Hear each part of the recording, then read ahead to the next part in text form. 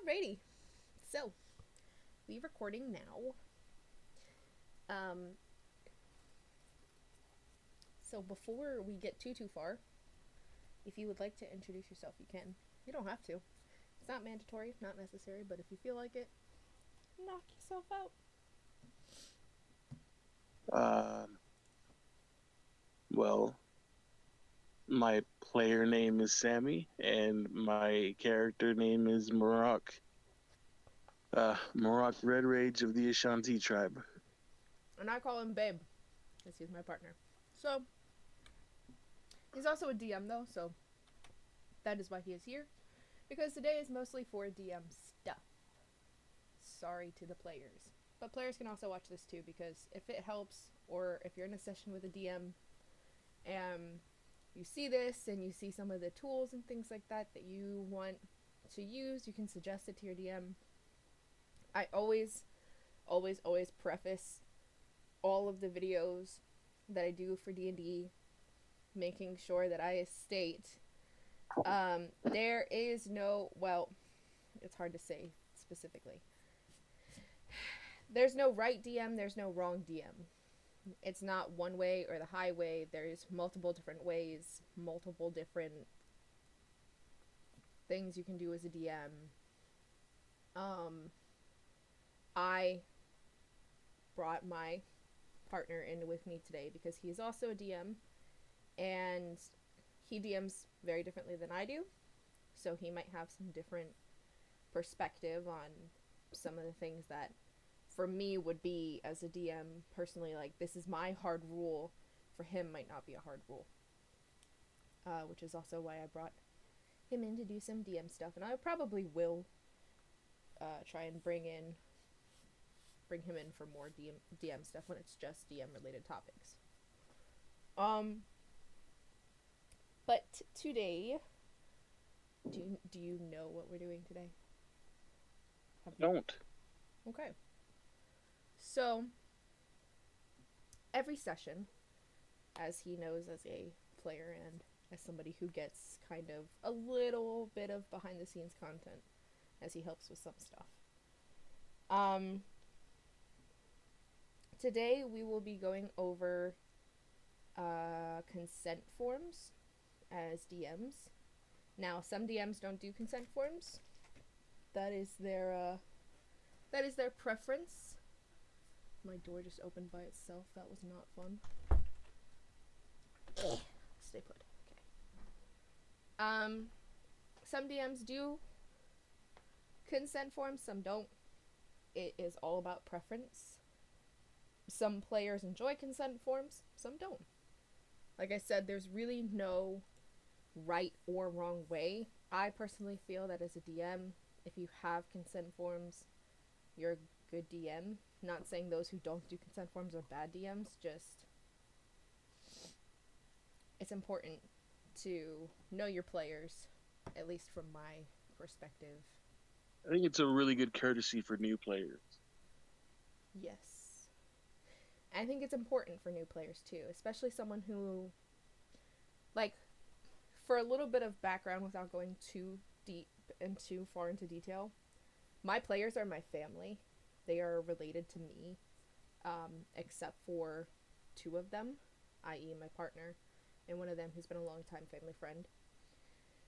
But my players are predominantly my family. They are related to me, and because of that, I know I don't have to worry too much about the consent forms, and I know some of them are not really for the consent forms, but I, as a DM, prefer the consent forms because even though they're used to my style of DMing or they're used to other people's styles of DMings, the consent form really I present it to at the beginning of every single campaign. And the reason why is because each campaign is going to be different. So I know that the campaign they're in currently has a lot of very heavy, weighty kind of topics and storyline details and things like that. The next campaign they're going to be doing is going to be very lighthearted. It's not going to be a very deep or dark or Heavy. violent. Yeah, it's gonna be a lot lighter than what they're used to. But fast forward to 4 campaigns, and they're going to be in nothing but an extremely dark and graphic campaign. So the consent forms are good because say that you finish one campaign and you kind of think about going into a second campaign and you're like, man, I really wish we would have done this, this, this, or this. While the campaign may change, their Pardon me viewpoints, a moment. you're good. Their viewpoints or their perspectives might not. So that could be anything from, like, say they had something that happened in one campaign that they really, really didn't like. They don't want to see that popping up in a second campaign. Or if they had something in one campaign that they really loved and they do want to see something like that popping up in a new campaign. So this is kind of just going over the consent form. This is my rendition of a consent form. I'm sure there's hundreds of different consent forms out there. I created my consent form on Google Forms, and then this is a consent form documentation that I just worked up today after I adjusted the consent form quiz that they all get to get at session 0. Um, Basically, from here on out, I've made the decision that I'm going to walk my players through their consent forms just because I know that if I hand someone a consent form and they're like, I have no idea what half of these words mean, it's going to be really confusing for them. So, session 0 for me, I really like my players to come prepared to session 0 with a pre made character. Someone that they've already rolled up, someone that they might have a little bit of backstory to. I like them to come to session 0 prepared, so that way we can mainly focus on the consent form. As you can see in my beginning paragraph, this paragraph that you're seeing on screen right now is what I'm going to be presenting to my players at the beginning of all of our campaigns. As I stated somewhere in the paragraph, um, at the end of session 0, we create the characters. So for those who hadn't rolled up their character sheets, for those who didn't create their characters, or didn't really work on their backstory that much, the end of session 0 is going to be where that takes place. That way, those who did can kind of just get through the consent form and then leave if they have to. I have players that, one player in particular, um, they will go like 3, 4 or more pages of backstory into their characters, and they really get connected to their characters. I have newer players who don't know anything about backstory but really get invested and start to create their backstory over an extended period of time. And I have veteran players who don't really care. They're just there to play the game and have fun, and that's okay too. It does help as a DM to connect more with your character and connect your character more to the world when you do have backstory and when you do have a little bit of history. But if you don't, it's not entirely impossible uh, for us to work together. I had a character who came to me at the beginning of a campaign who basically said, my backstory is I remember nothing. I lost my memory. I don't know how it happened, I just lost my memory. And at first, I was a little like, really? This is the backstory we're going with? But after a while, it gave me a time to go, okay, what can I throw at that character that they might react to? And I started throwing all sorts of random things at this character, who is a seasoned player. Um, Pretty much just rolled with the punches. And players like that can be really, really great. It can also become a little stagnant at times, but that's just depending on the character and the player as a whole. So this is the first paragraph that I will introduce to all my players at the beginning. I'm not going to worry about reading through it now just because this is just, verbatim of what I say later. And then you will see that we have over here the questions that have been laid out into topics or headings from the page. And this is pulled directly from this consent form quiz that you're now seeing. This is pulled from this. I basically just created this consent form. This consent form gets sent out to the players. And then this is what we will be discussing in length and in detail.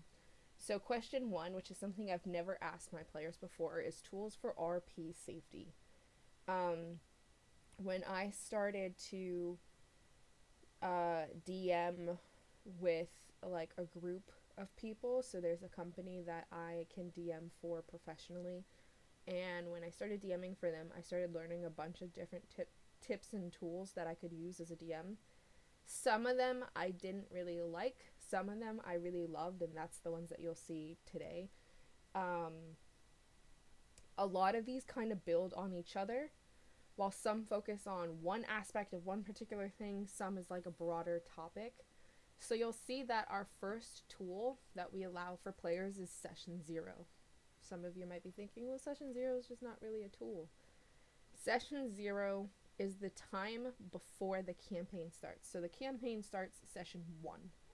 Session zero is where questions, character creation, this consent form gets sent out to everybody, and it's really just 1 to 4 hours of the players and the DM talking and trying to figure out everything that they want to do, everything that they're okay with. So for me, my session zero is my players will come hopefully pre-prepared, but if not, that's okay too.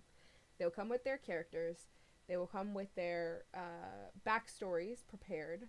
And then all they will have to do is fill out this consent form, which they can do on their own. I do let my players know. Beforehand, I used to have the consent forms be anonymous because I didn't want people to feel like, oh, I was going to know who's going to collect what answers. Now I actually do collect answers, and I do actually do that because I feel like it helps me know. It's very hard for me as a DM to go through and go, okay, someone said they're not okay with this, someone said they're not okay with that, and it's hard for me to differentiate what I could work through with certain players. So I collect emails as Google Forms allows you to do, and that just allows me to get to know my players a little bit better and get to know who said what. Because certain players, that allows me to kind of cater some storyline to them. For instance, one of the tools that I just put into play today was I was going back through the consent form for campaign 1, which we're still in, and somebody said, one of the questions on here is how can the DM help make this game more enjoyable for you? One of my players said to do a check-in. A check-in is just, whenever I can, check in with my players, see if they're having fun, see how they're doing, see if there's anything they want to fix or change, and talk about their characters with them when that comes up. So I went ahead and did a check-in today because I hadn't done one in a really long time, and I wanted to make sure that the players are still having as much fun as they can in campaign 1 while adjusting and fixing whatever they might need help with. So session 0 is one of those tools that really allows me to kind of go back and look at things and adjust where I need.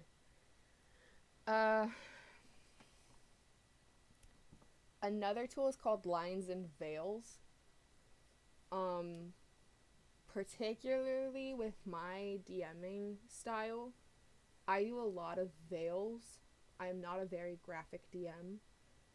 It's just not my choice preference. I can be later down the road as I develop more as a DM. Lines and Veils is a way for the players to set hard boundaries for themselves and softer boundaries. So the lines are going to be the hard boundaries. This is, what is it? Fucking Gandalf who's like, you shall not pass. that's what hard lines are for my players. Whereas, as you can see in the veils, this is those quote unquote fade to black moments. This could be any and everything. This could be extensive gore, this could be extensive explicit content, this could be anything that might make the players uncomfortable, that they're not, it's not a hard limitation for them. It's kind of a softer boundary where they don't want to talk about it, so it's a fade to black moment. Currently, in the session that we are, in the campaign that we are running, a lot of our fade to black moments, a lot of our veils, are when it comes to specifically explicit content. We have some players that are just not okay with certain things, and when it comes to certain explicit content, we just fade to black. Because it's easier to do that than go into extensive detail about something that makes the players uncomfortable. And hard lines don't always have to be hard lines either. that sounds really controversial. But there are certain players that create hard lines for themselves because they think it's going to be approached or spoken about very poorly. And then you get to that point in the campaign or in the session where that hard line is approached very delicately. And they're like, oh, that's not as bad as I thought. So they're a little bit more flexible with their lines and veils. And sometimes hard lines become veils, and sometimes veils become hard lines. Um, it's it's a flexible tool for the players to be able to use. The next tool is my downfall as a DM. Some of my players will tell you this pretty heavily. This is not my forte, and there's reasons for it.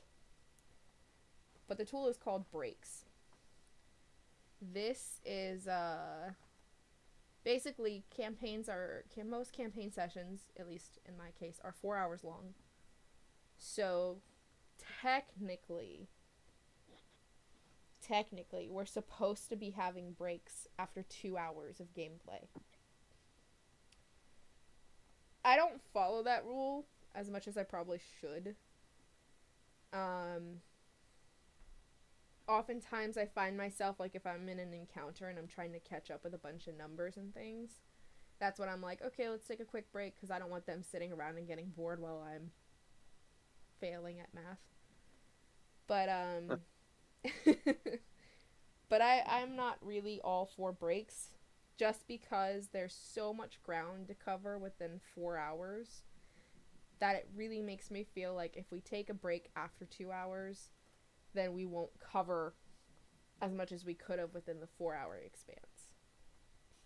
But some players are like, I need a break. I need to take a break. I'm tired. And that's not hating on my players at all. That's fine. I should do more breaks, but As you see at the bottom of breaks, I stated I'm also pretty open with players taking breaks when they feel they need to, which follows into the open door policy, which you'll see is the next tool that we have. Open door's a little different, but I'm pretty open. If my players tell me, hey, if they message me in a Whispers channel, which I'll show you guys the Discord setup for our D&D stuff, so that way you have a better idea as to what I'm talking about. So basically, if they whisper to me and they say, hey DM, I need to excuse myself for a minute, that's fine. As long as they tell me they're excusing themselves. Because if you're in the middle of combat as a DM and all of a sudden you're like, what does this player want to do? And then they're not there, it's like, well, I guess we'll skip over them, or I guess we'll attack them. I don't know. It depends on your preference. I don't want to say as a DM, but I'm more I feel like petty is the wrong word, but it also feels like the right word. If you don't tell me you're leaving, I'm a little more key to feel like, okay, if then they don't get the benefit of the experience as much, or they get targeted more, which sounds horrible. It's probably not a good rule of thumb. But that's just kind of how I DM. I don't mind my players stepping away from the table because we all play online. I just need to know so that way I can plan accordingly. I'm like, okay, they're about third in the initiative order, so that means after the second person I'll skip them, go to the fourth person, that sort of thing. Have you ever heard of any of these before? I've never really thought of them as tools. It just seem to be just stuff people do. What about the DMs that don't do? I mean, you don't really do consent forms for your campaigns. No. Um, it's not that it hasn't crossed my mind because it's like, should I? Shouldn't I? Um, but considering the first campaign that I did was for your family, and I just kind of had a feel of what not like where not to go with stuff, Mm-hmm. and then there were just like just very small handful of times where I DM'd for people who were very close to me, like my gaming bros and shit like that, and Mm-hmm. um, where I knew I didn't need a consent form because we all knew each other so well Right. because we had all played D&D before, like together. When another one of us was the DM, Right. so I kind of already knew where to go and what was allowed. But I think if I was just gonna host a new campaign with completely new character, not new characters, but new players, then yeah, I would definitely be wanting to know what they're comfortable with and what are some real no go areas. But again, like that's it's not really like a I don't know. I think when you call them tools, they just like it doesn't throw me off or anything, but it's just not something that I thought of them as at one point. But Mm. and there's nothing wrong with it. It's like okay, you know,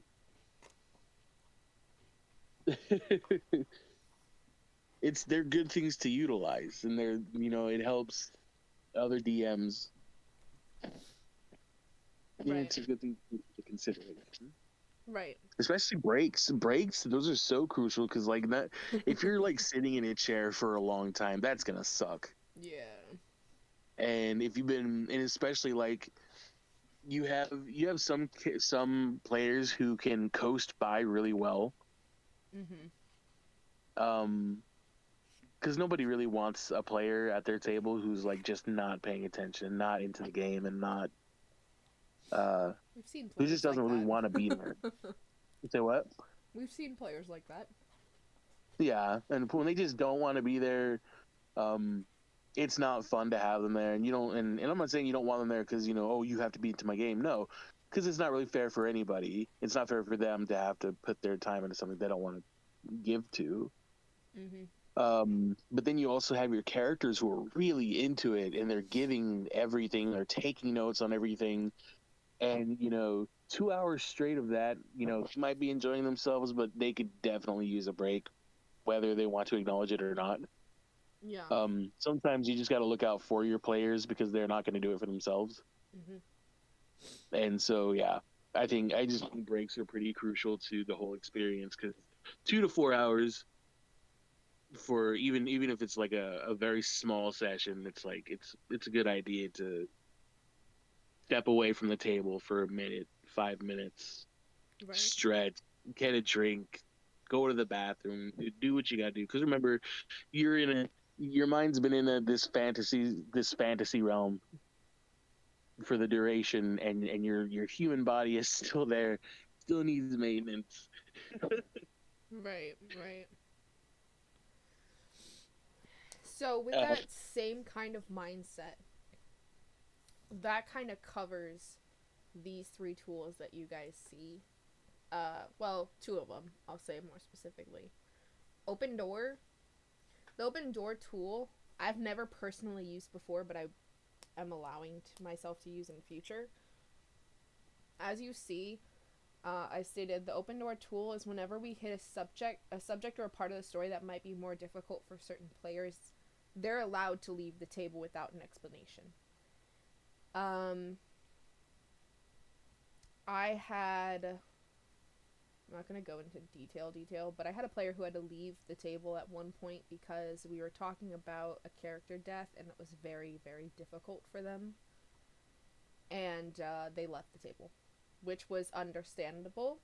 Um, it just means that if there's anything that gets covered, whether it's a fade to black kind of moment or whatever it may be, if they start to feel uncomfortable, I don't want them to have to feel like they're forced to sit there. So they're okay to leave the table.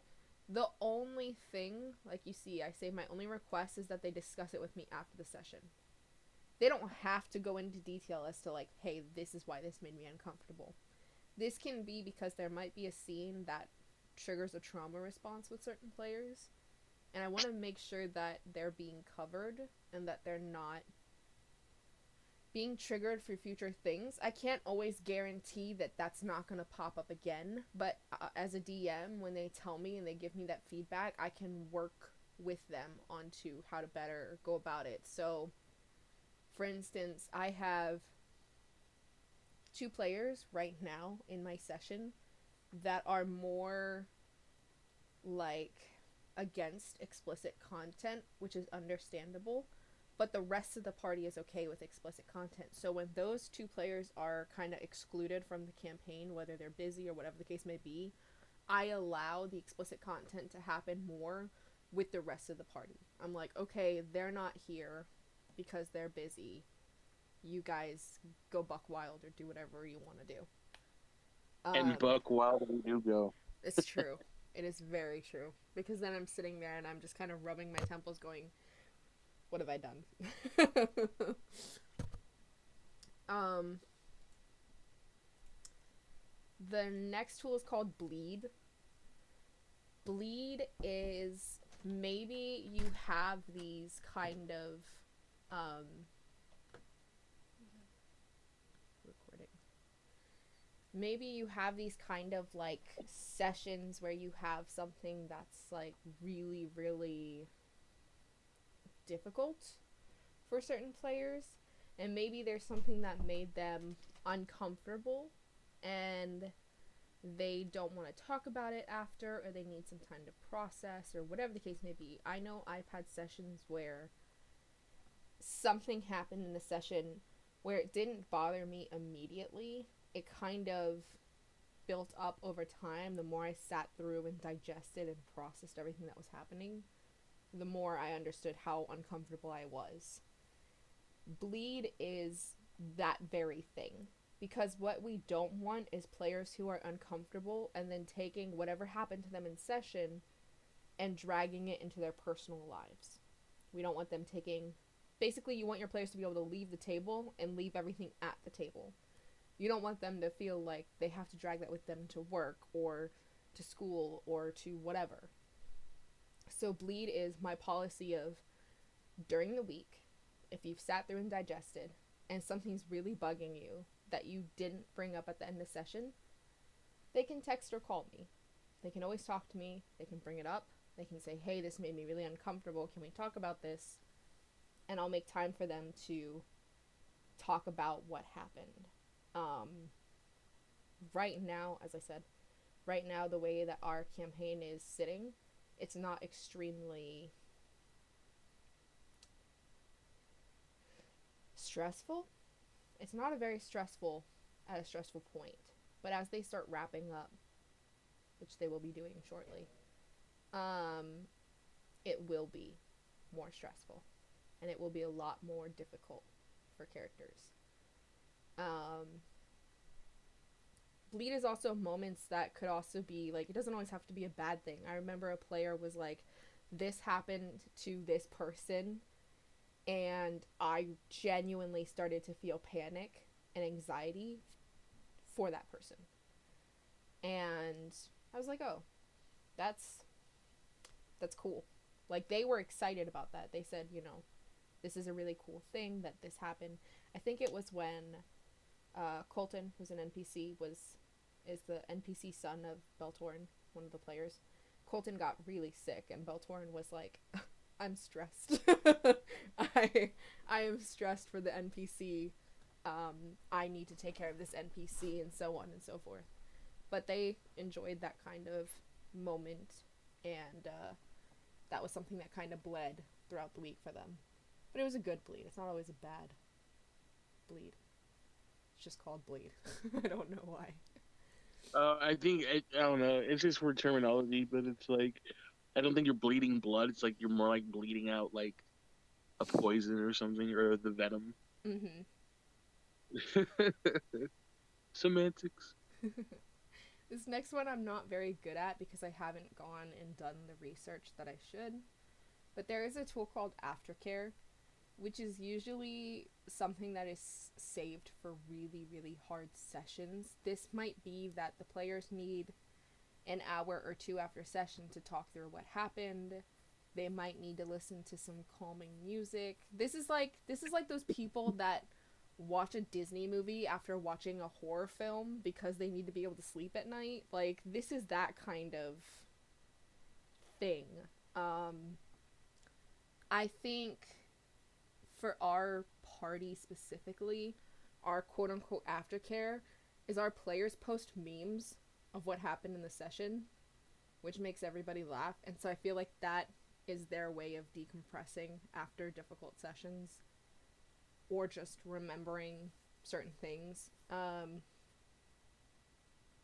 have players who have gone through stuff who, like, did not forget it. Especially if we finish a session and it's quiet at the table, that's when I'm like, everybody okay?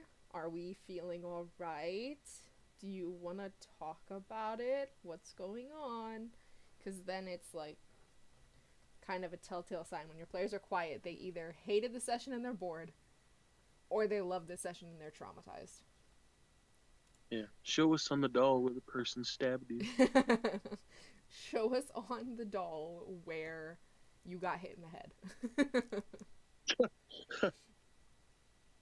um, Debriefing. This kind of ties together with everything. Debriefing, though, is different. So all of those things I mentioned beforehand can kind of be like a one-on-one thing with your DM. It doesn't have to be a whole party thing. Debriefing, I feel like, is more of a group thing. This is a way for the party to talk about the session, how the session went, and then they can also talk through, like I said, possible RP tropes that they want to work out together. They can talk about sessions, they can discuss things that bothered them, things they want to fix or work on. This involves the whole party. So this is something like not just one-on-one that the DM and the player know. This is something like two characters might work on something together. Say you have one player that has, I don't know, some sort of thing that they want to do, and they're like, but I need somebody else's help to do so. It's kind of like that ordeal. And that can happen during debriefing. That way you don't spend time in session going, hey, can we talk about this because I really want our characters to do this. And debriefing kind of allows that to happen. The next one I want to apply for more campaigns. It's called Stars and Wishes, which I think is really a really good tool to have. I've not used it for this campaign. I don't like to apply new things mid-campaign because it just seems unfair. Stars and Wishes is kind of self-explanatory. Stars are at the end of the player. The characters get to go through and say, hey, this was my star for this session. It was either some role play that they really, really enjoyed, a fight that they really, really enjoyed, encounters, whatever it may be, something that they really held on to in the session. They were like, this was so much fun, this was really cool. As a DM, one of my most recent, I have a couple stars. One of my most recent stars was when the players went to go fight a boulette, a couple boulettes. That's my star for a while because it was so funny. And just the descriptors and everything that happened, it was so chaotic, but it was so funny, and all of the players seemed like they had such a great time. And so for me, that was a huge star out of all of the sessions that we've done. Not the only one, but one of. Usually my stars also come with personal character development. When a character goes out and role plays how their character develops or has a really serious moment, those are my stars too. I think those are cool. Wishes are something that they wish they could see more of or wish they could do more of. So I've stated specifically, if you can't think of something by the end of the session, just let me know by the next session. The reason why I do this is because this allows the players to set goals for themselves and something they want to achieve.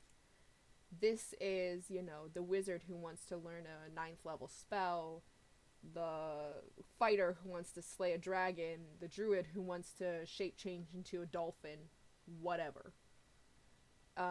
These are wishes that the players can set up for themselves, and this is something that, not all my players think ahead of the game, which is why I said if they don't have a wish by the end of the session, I'm not going to hold them to it specifically. They can always say, oh, I'm going to tell you next session what my wish is.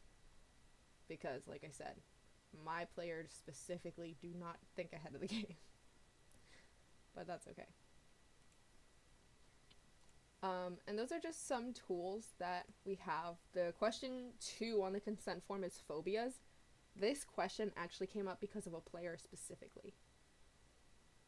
When I was going over the consent form and I was discussing it, one of my players came to me and said, hey, I played in this previous session where this happened and it bugged me, but I would like to see this happen.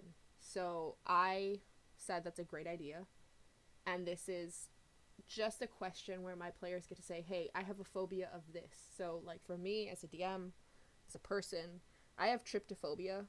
I don't like little holes in places where they don't belong.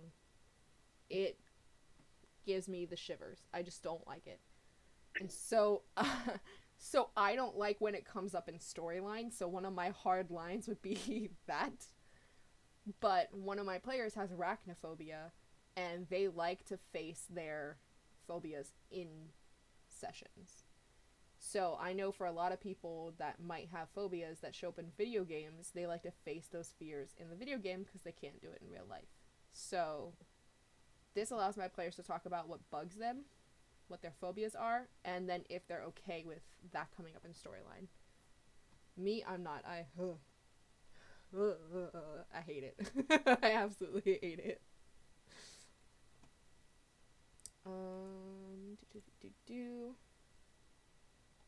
Question 3 is self-explanatory. It's what would you like to see from the game? Like, again, like I said, a lot of this stuff builds on top of itself, so this is like the stars and wishes kind of thing. What do you want to see? I've not met someone who's gone into a campaign who didn't have some sort of, what's the word for it? Expectation? Preconceived expectation? I don't know. That seems like the right thing to say. But I've not met players who've gone into a campaign and haven't had some kind of ideas to what they were expecting to see. Some have. I'm not saying it's impossible. But some players are like, oh yeah, I expect to see, this is a Dungeons and Dragons game, so I expect to see some dungeons and possibly some dragons. Just like that sort of thing specifically. And So that's why it's called that. This next question makes me laugh because of how it was answered the last time. So the question I asked my players was, what would you rate the campaign for your comfort? Now, for those of you who don't know ratings, this is like video game ratings. So I mean E for everyone, T for teen, M for mature, that sort of thing. R for whatever. Restricted? Is R for restricted or R is for whatever? I don't know what the R rating is, but that's okay. The reason why it makes me laugh is because when I said rate the campaign for your comfort, they said 10 out of 10. And I was like, no. And then someone said 1 through 10 question mark, and I was like, no. That's not what I meant. I mean, some of them got it. They said, PG-13. And I was like, okay. But the 10 out of 10 and the 1 through 10 question mark had me laughing so hard. I was like, they don't understand what I meant. I don't know what to say. Huh? So they didn't really know what to say. Yeah. And I was like, this is also why I'm making this video for other DMs to see and use however they want to, or players to also bring up to other DMs. But it's also because I'm gonna go over my session zeros now. Like I said, my session zeros now require that at session 0 we'll be going over the consent forms, and I have this documentation to explain further details of what the consent form means. So like you'll see on the consent form, here you see it says, what rating would you give the game for your comfortability? And they get to choose E, T, M, A, or L. Well, if you say that, and they don't get it, they're going to be like, what's ETMARL? So most players, video game players, know E for everyone, T for teen, M for mature. But for those who don't know what that is, i.e. some people at my table who don't play video games, I have in this documentation, E for everyone means suitable for all ages, no mature themes, violence, or intense situations, focus on lighthearted and storytelling. T for teen, mild to moderate violence, some thematic elements may be intense for young players, occasional use of fantasy, violence, or scary elements. M for mature, intense violence, mature themes such as betrayal, loss, or darker storylines. Characters may force moral dilemmas and complex situations. A for adult, graphic violence, intense thematic elements, mature themes, including explicit content and situations. Players should be more comfortable with a more gritty and realistic game. And then L for legendary, intense and epic storytelling with complex themes. Characters may face significant challenges and moral dilemmas, and it's suitable for experienced players comfortable with very deep narratives. So this explains to them what that means, which is why I'm still probably going to get the, what does this stand for? What does this mean? But I'm going to explain it to them. What would you be comfortable with? Again, this is those lines and veils kind of thing. This just gives them an opportunity to list out whatever they couldn't list out before.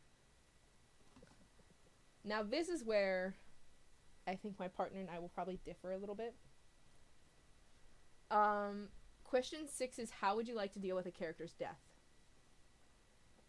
So I have 4 different ways to deal with character deaths that my players can choose from. If there's another way that they want to try and do something, then they can. The first way that they can deal with a character death is revive. I can think of recently we had a character who died. Still shake my head at how dumb it was. but we had a character who died, and the party had this whole moment of, do we bring this character back to life, or do we leave him dead? And the player really loved that character. Really, really loved playing that character. And really wanted to bring that character back to life. I think it's hard for me as a DM to take that player's consideration, what they want, into consideration, as well as what the party wants. Ultimately, the party said, nope, we're not bringing him back to life. And I had to go tell that player, if they don't want to save you, what do you want to do?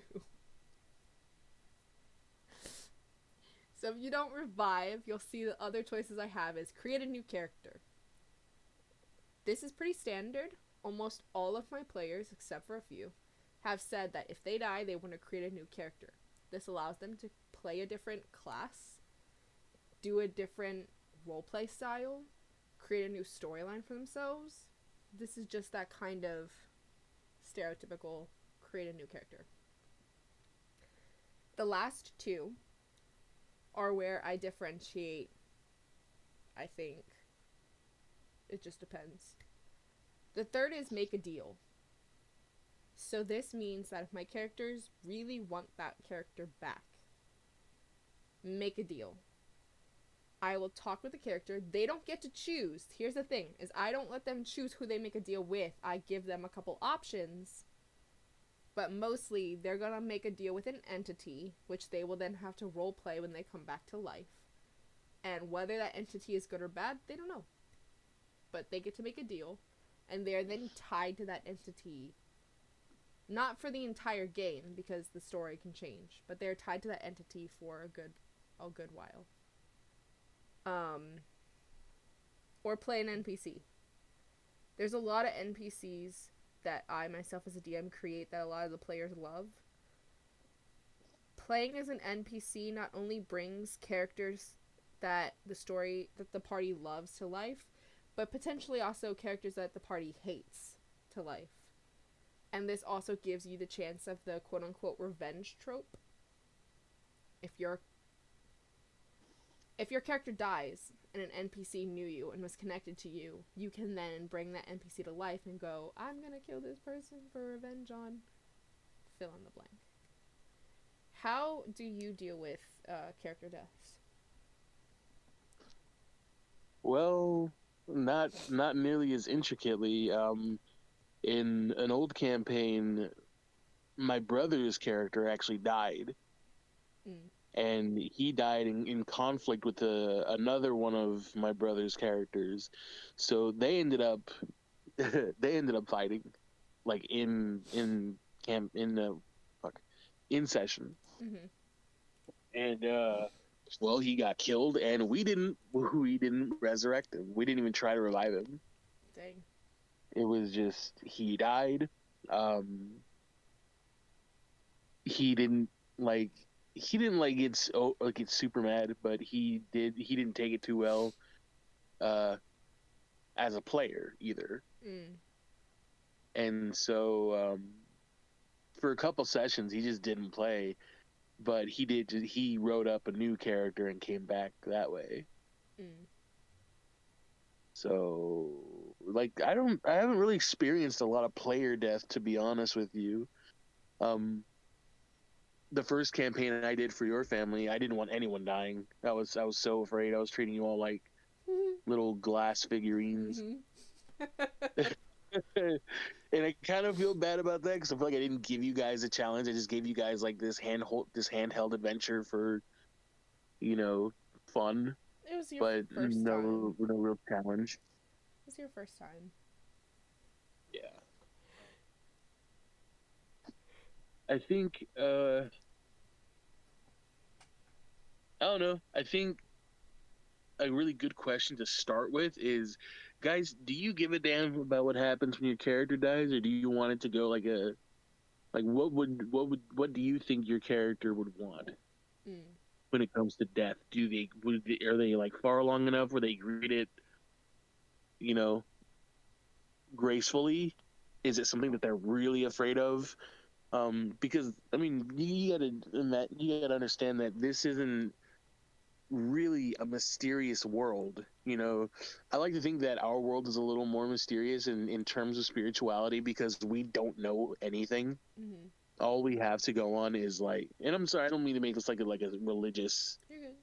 or spiritual debate or anything, but it's just like nobody knows for sure because the big sell or the hard sell about dying is that you don't come back from it, Mm-hmm. like real death, like not like a near death experience or your heart stopped for a few seconds and you got defibrillated and came back. I mean, like when you die, that's it. You're not coming back. You can't come back and tell someone, oh yeah, this is how it was, and I had a conversation with this thing that I believe in. In D&D, it's a lot easier, I would like to think, to know what you're in for because the gods actually um, are written to be known. You Mm-hmm. know, like known. Mm-hmm. So it's hard. It's kind of hard to feel like people would be afraid of dying because they already know their god. Mm-hmm. And again, it's I know a lot of religions will be like, well, yeah, we do know our god, but it's like, come on. It's not. It's in our world. It's a belief. In D&D, it's facts. It's been proven that these gods did shit and continue to um, play a hand in their reality. Right. And so it's like, I guess you really would have to ask your characters because of what, or your players, what does your character really believe in? And I guess if you really want to be courteous, it's like if your character does die, how would you want it to go down, and about whereabouts in their development or within the campaign would you want that to happen? Like beginning, middle, very end, stuff Well, like that. I would kind of differ with that because I would say like you don't plan out the character's death because it just You're kind of right. happens. And that's So, how I like. I would know. I would feel the same way though, because if I'm gonna say like my natural way of playing is I wouldn't ask Right. because mainly because I'm not that courteous. I'm just like, if you're playing my game, this is what you're in for, and if you die, and I'm not saying like because clearly I didn't do that for the first campaign, but moving forward, that's how I would like to play is you coming into the campaign and you understand that there is a risk Mhm. that your character will die, Right. and in doing so, um, just as a default, it's roll up your next character. Mm. And if you don't want to play anymore, that's fine too. I'm not going to make anyone play who doesn't want to play. Because sometimes you invest in a character and you love them so much, and then you lose them, Mhm. and whatever emotional attachment you had with them, it can be a crushing blow to lose something you created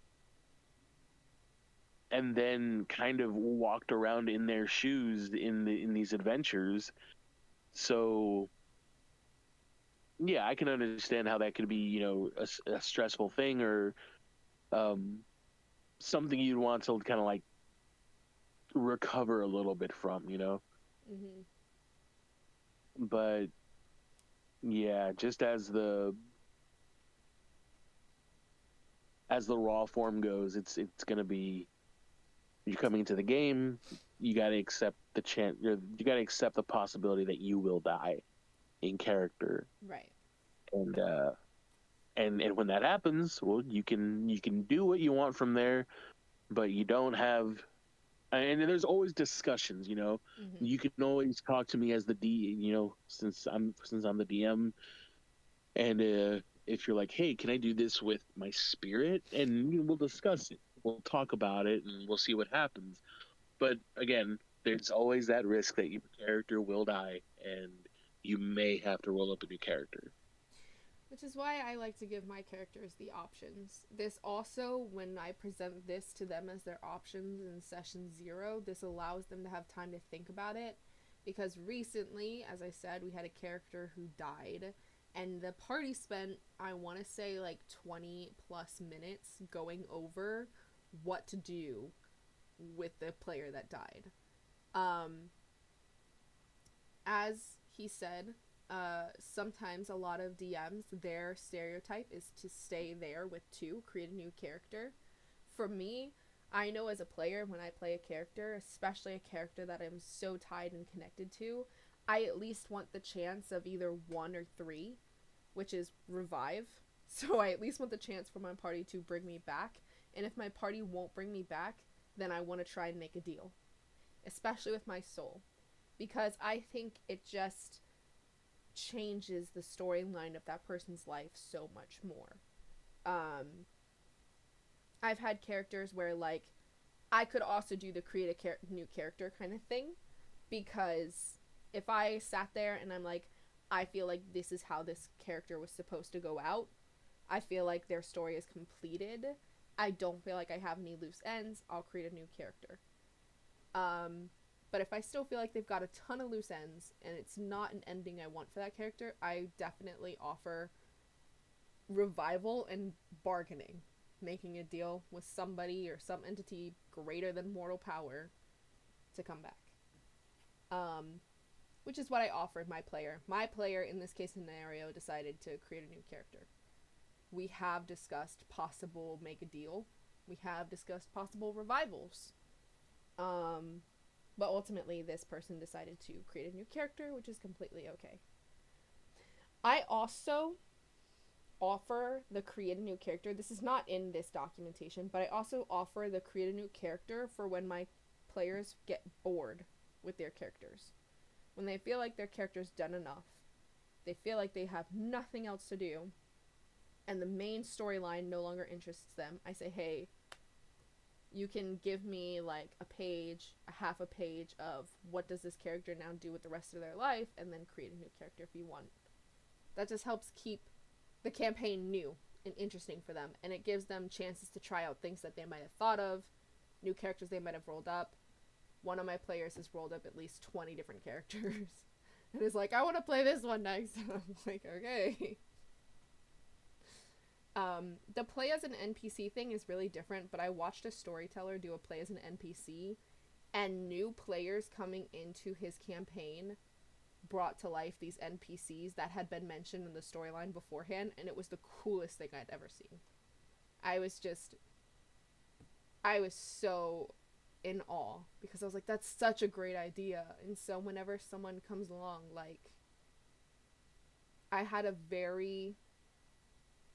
someone come in and sit in a session before, and I didn't want them to feel like they were being left out. So I had them play a character. Now, that character was dying, so it was the character's death. But they came, they sat in, and for that brief minute of me sitting down with them and saying, hey, this is what this character is going to do, they embodied that person. And for me, as a DM, it made the story come to life, because instead of me explaining how the NPC died, this person that was sitting in to watch brought this character to life. That character died, and then they just up and left the table. And I was like, oh. Oh my goodness. Oh my goodness gracious. So the next question on the consent form involves romance. This is me asking my players what they're okay with. A lot of the times, you'll see characters are okay with NPC and NPC romance. And for those of you who might be new and you don't know the terminology, NPCs are non-playable characters. These are characters the DM creates and builds to add to the storyline and to the world. And PC characters are playable characters. These are the party members that are within the group. So a lot of the times, my party members, they're okay with romance between NPC and NPC. Currently, one of my party members is in a relationship with an NPC. The only time when it becomes tricky is when it comes to romance between two PCs. Because I'm not that type of person where I hate to admit this because it's happened and I've seen it happen before. I've seen so many cases where women have played D&D and they're in a very toxic masculine group, and the guys will go, we're gonna romance your character. And it's like, no thanks. I'm okay. And I've seen the reverse too. I've seen where it's been one guy in a group of girls and they're like, we're gonna romance your character, and he's like, no thanks, really, I'm okay. It's uncomfortable to force a romance on another player. So it's always my priority as a DM to make sure that if two players are getting into a romance, that they're okay with it. I don't want either of them feeling like they're forced. And that doesn't mean, oh, you plan out the romance from that point on. It can be a slow burn that happens throughout the campaign. But it's important for me to set the grounds that both of the players involved are okay with what's going on before it happens, which is why it's brought up in session 0. A lot of the players were like, oh, I don't care about NPC and NPC or PC and NPC. The only reason why it was weird for some of my players is because, as I stated before, all of my players are my family. So a lot of my players have a very difficult time being in PC and PC relationships because we're all related. But it's kind of interesting that, like, Hazel and Beltorin's players haven't thought about doing a trope together since they're married IRL. But hey, that's their choice. That's their decisions. Question 9 is how can the DM help you enjoy the game more? Again, this is a little self-explanatory, but this goes into a little different detail. I say this with all absolute love. Almost all of my players have ADHD. I say it with love because they can't sit still. And so if this means that they get fidget toys or something to keep their hands busy, this could be allowing them more breaks or having more conversations. Anything that the players didn't get to discuss beforehand in the consent form is discussed at this point in question 8. This is, what accommodations can we set up to make you more comfortable? In our next campaign, one of my players has so bad ADHD that they're probably going to have fidget toys that they're going to play with. And I'm probably going to, as a DM, buy fidget toys for everybody because I also have ADHD. And I'm like, I play with my dice because I have a ton of dice. And that's about, what keeps me entertained. But, yeah, so that's just what accommodations can the DM help provide. And then the last question in the consent form is, are you okay with being recorded? My players, actually, I wasn't going to record my players at first. I wasn't going to record the sessions either. My players asked to be recorded.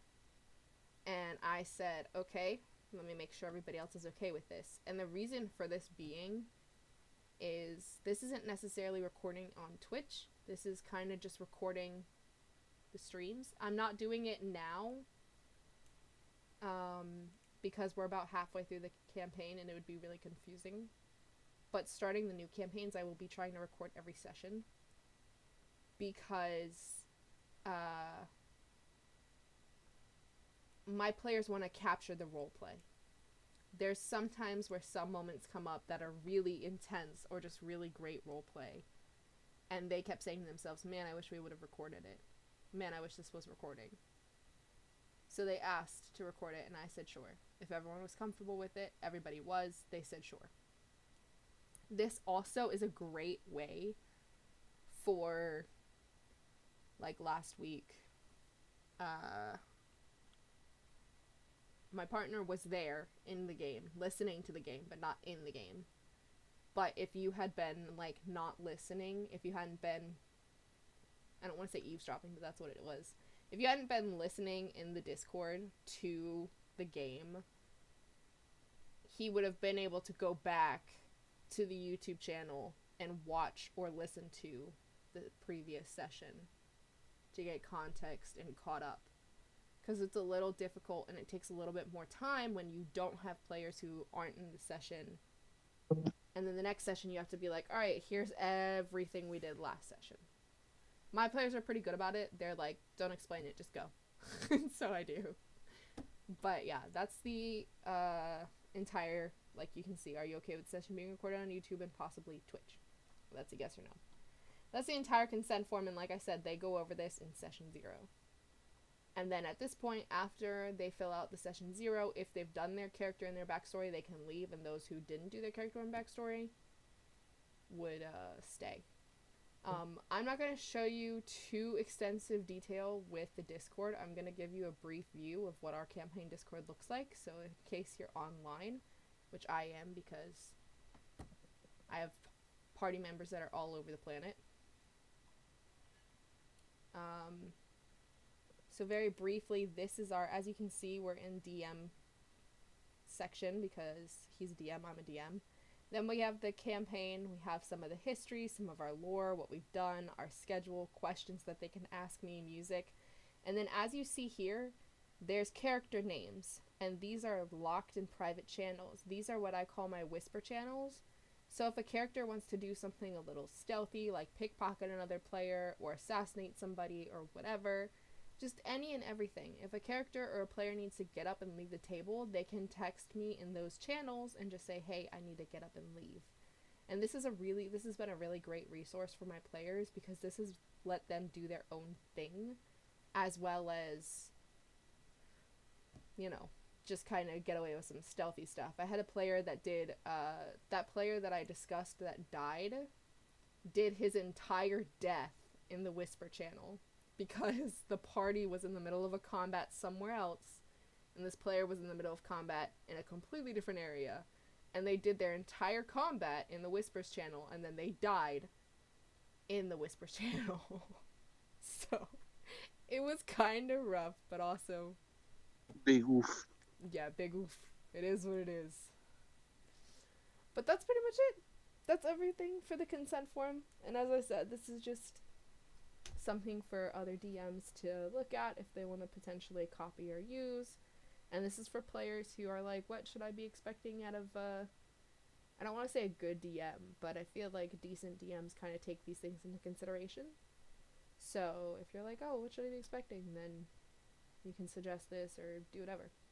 Like I said, it's not like there's one right answer or another. It's just how it is.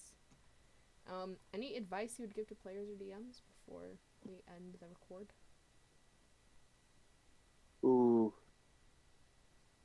advice to DMs specifically? We'll break it up. Advice to DMs, and then we'll do an advice to players. This is where I freeze up because I don't know where to start. um, Ask questions. yeah. Listen to your players. Yes. And to players, ask questions. um, and don't be afraid to sound dumb. Yes. There are no dumb questions, honestly. Sometimes you just don't pick up on things. You might zone out from time to time and you miss a detail or two, and you might need a reiteration. It happens. It's probably gonna happen because there's if you have a DM who's really into narration and storytelling, um, and you have ADHD, it can be a little bit of uh, just a little bit of an obstacle to really staying tuned in. But it happens. It's not because it's boring. It just happens. Uh, so just don't be afraid. Ask the questions. Um, and I'm not sure how to word this one out, but I think it kind of goes along with asking questions. Like if you need to talk to your DM about ideas or anything, um, if you get lost in your own character's development or what role they can play in the story, just talk to your DM.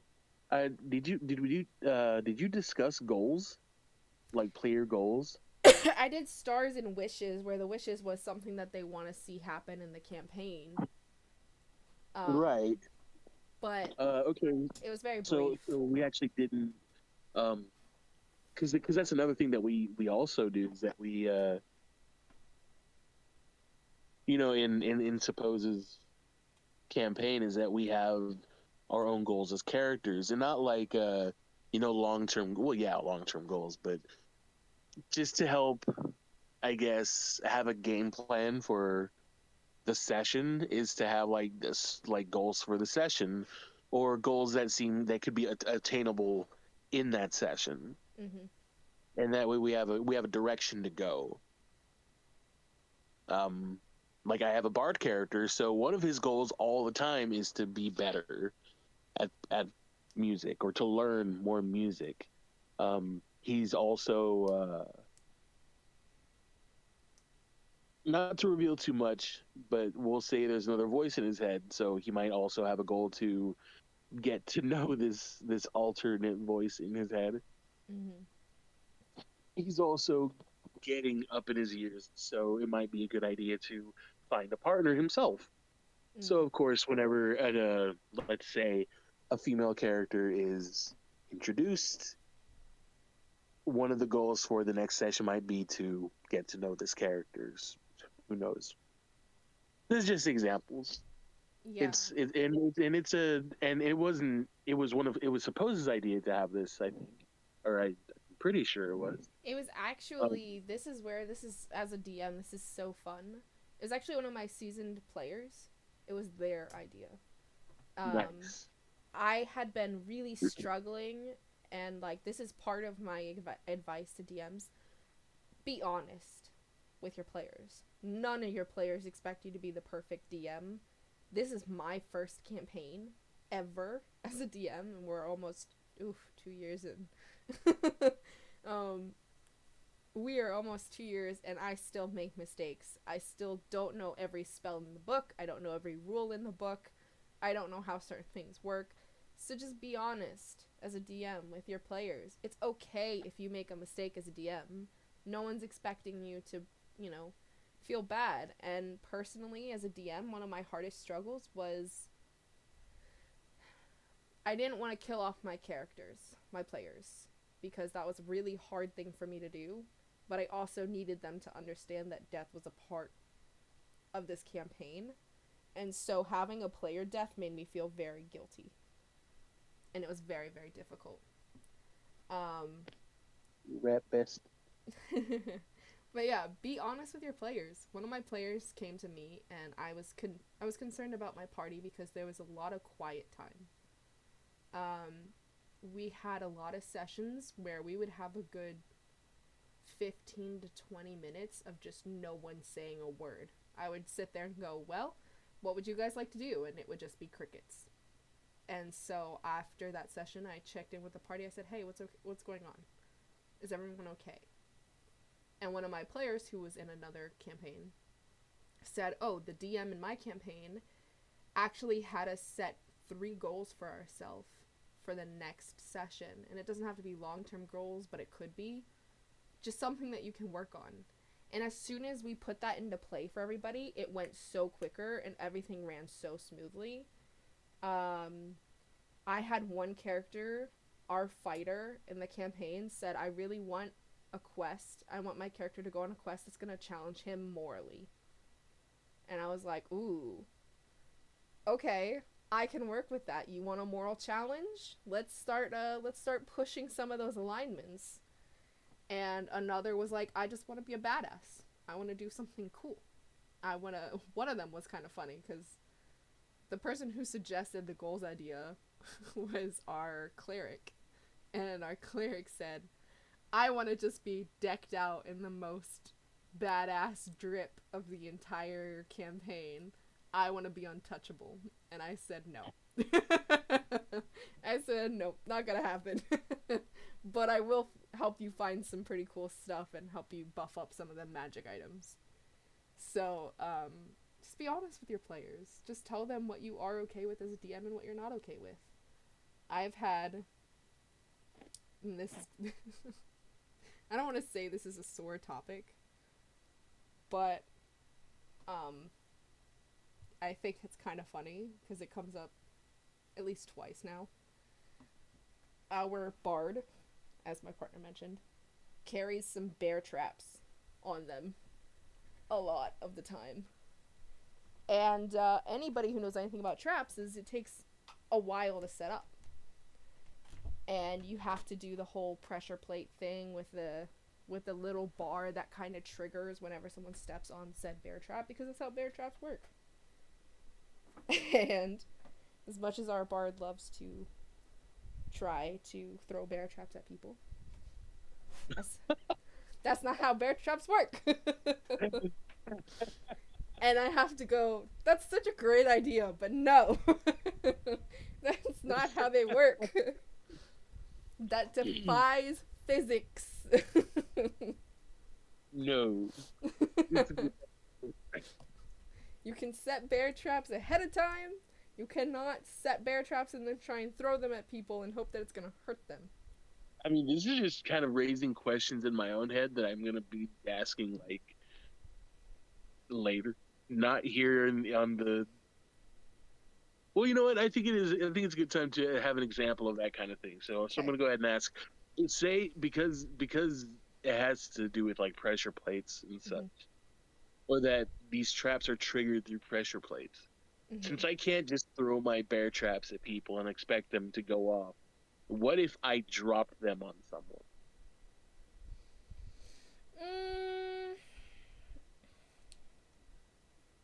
I would say it's not impossible. It's just when you know that the mechanics of a bear trap is that it has those 2 sides. If you think of Skyrim, bear traps have those 2 sides that have the circular rows of teeth, and those get pulled all the way back, and then this bar, this very tiny pin-like bar, gets pulled down and then hooked into place. And the way that the bear trap closes on to people is when something steps in the middle of where those teeth are, it dislodges that bar, which then shuts the spring load on the teeth, which then hurts them. Right. So it's not impossible, and this is where as a DM I'm more like rules of rule DM instead of rules of cool DM, but I try and do a little both. It's not impossible. I would just say that if if you rolled like a nat 1 or something with the bear trap, it means that you weren't dexterous enough to like be gentle enough with the bear trap to where that didn't naturally dislodge. That bar didn't naturally dislodge, and you hurt yourself in the process. Oh no. So it's not impossible. It's just because that bar is so sensitive to Yeah. motion and movement that it would be a little difficult, but not impossible. For anyone wondering, another big difference between us is that she is rule for rule, and I am rule of cool. Yep. If it's a good idea, I want to see how it goes. Yep. Yep. If it's a dumb idea, I want to see how it goes. I had, and I'll give you an example for this. I had a character in his campaign where our the other player that I was playing with was our cleric, who in his campaign was playing a wizard, sorcerer, artificer, something. And he wanted to steal this lantern that we were looking for, and so I wanted to be the distraction, and so I really wanted to use my feminine charm to be the distraction, and I didn't roll very well. So it didn't work. Really? I mean, it did kind of work because everyone just kind of looked at me like I was crazy. But it it did not work in my favor the way I had intended it to.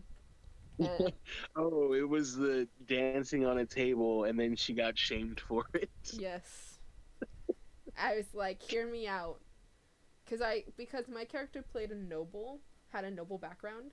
I said, is it possible to say that I would have some sort of fancy attire or dress or something in my pack because of, whatever dinner occasion or whatever?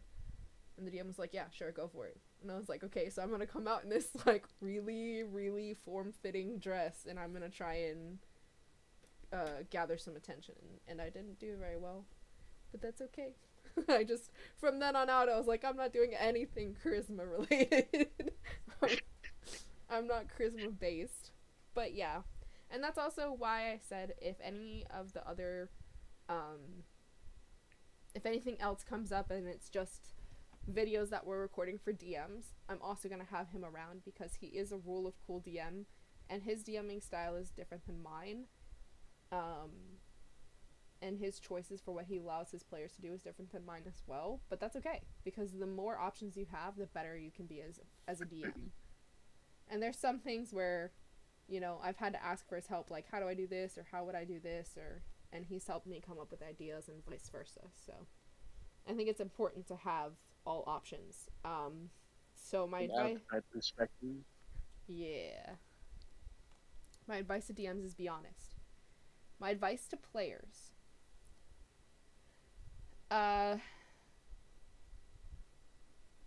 if you ever go to your DM about a problem and they aren't showing that they really care about what you're bringing to their attention, leave. Don't be afraid to leave a campaign.